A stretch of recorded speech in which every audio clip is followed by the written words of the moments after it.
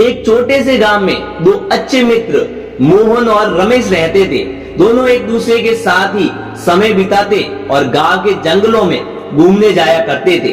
वे बचपन से ही साथ थे और उनकी दोस्ती गांव में भी मशहूर थी।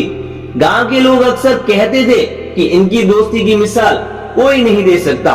एक दिन मोहन और रमेश ने सोचा कि वे जंगल में कुछ दूर तक जाएंगे और नए इलाके को देखेंगे। दोनों तैयारियां करके सुबह सुबह जंगल की ओर निकल पड़े। रास्ता सुंदर और शांत था। पक्षियों की मधुर ध्वनि और हरियाली से भरा जंगल उन्हें बहुत ही अच्छा लग रहा था। चलते चलते वे काफी दूर तक पहुंच गए और अचानक उन्हें एहसास हुआ कि वे रास्ता भूल चुके हैं। सूरज डूबने लगा और जंगल में अंधेरा छाने लगा। चारों ओर सन्नाटा और खौफ का माहौल था। दोनों घबरा गए, लेकिन उन्होंने एक दूसरे को हिम्मत दी कि वे एक साथ हैं तो कुछ भी गलत नहीं हो सकता। चलते चलते अचानक उन्हें एक झाड़ी से कुछ आवाज सुनाई दी। वे घबरा गए। तभी उन्होंने देखा कि एक बड़ा भालू उनकी ओर बढ़ रहा है। भालू को देखकर दोनों डर गए और अपनी जान बचाने का सोचने लगे। रमेश ने तुरंत एक पेड़ पर चढ़ने का फैसला किया। वह जल्दी से पेड़ पर चढ़ भी गया क्योंकि उसे पेड़ पर चढ़ना आता था, लेकिन मोहन को पेड़ पर चढ़ना नहीं आता था और वह वही खड़ा रह गया। भालू करीब आता जा रहा था और मोहन को समझ नहीं आ रहा था कि वह क्या करे। अचानक उसे अपने दादाजी की कही एक बात याद आ गई। भालू मित्र शरीर पर कभी हमला नहीं करते। उसने तुरंत जमीन पर गिरकर अपनी सांस रोक ली और ऐसे अभिनय किया कि जैसे वह मर चुका है। भालू उसके पास आया, उसे सूंघा और फिर यह सोचकर कि वह मर चुका है तो वो वहां से चला गया।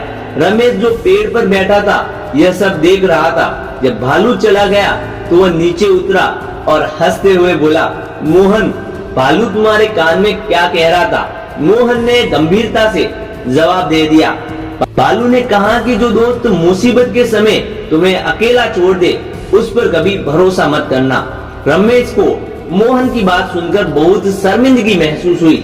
उसे एहसास हुआ कि उसने अपने दोस्त को भयानक समय में अकेला छोड़ दिया जब उसे उसकी ज्यादा जरूरत थी। तब रमेश ने तुरंत माफी मांगी और कहा, मुझे माफ कर दो मोहन, मैंने डर के कारण तुम्हारा साथ छोड़ दिया था।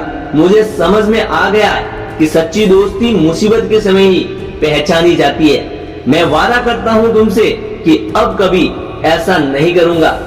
मोहन ने रमेश की माफी स्वीकार की, लेकिन उसने यह भी कहा, सच्चा दोस्त तो वही होता है जो हर स्थिति में साथ खड़े रहते हैं। दोस्ती सिर्फ खुशियों में साथ देने का नाम नहीं, वे मुश्किल के वक्त साथ निभाने का भी नाम होता है।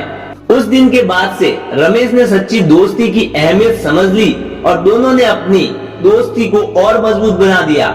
उन्होंने यह सीखा कि सच्चे दोस्त वही होते हैं जो हर परिस्थिति में साथ देते हैं, चाहे परिस्थितियां कितनी भी कठिन क्यों नहीं हो। इस घटना के बाद उनकी दोस्ती पहले से बहुत ज्यादा मजबूत हो चुकी थी। दोनों ने अपने जीवन में कभी किसी को अकेला न छोड़ने का संकल्प लिया और अपने गांव में सच्ची दोस्ती की मिसाल बन गए। गांव के लोग अब भी कहते हैं कि सच्चे दोस्त की पहचान मुसीबत में ही होती है। इस कहानी से हमें ये शिक्षा मिलती है कि सच्चा दोस्त तो वो है जो कठिन समय में साथ खड़ा रहे, न कि मुसीबत में आपके पीछे हट जाए। अगर आज की कहानी से आपको कुछ सीखने को मिला है तो यह कहानी अपने दोस्तों और परिवार के साथ शेयर जरूर कीजिएगा और ऐसी ही कहानी देखने के लिए हमारे चैनल को लाइक, शेयर और सब्सक्राइब जरूर कर दीजिएगा। तो मिलते हैं अगली वीडियो में। धन्यवाद।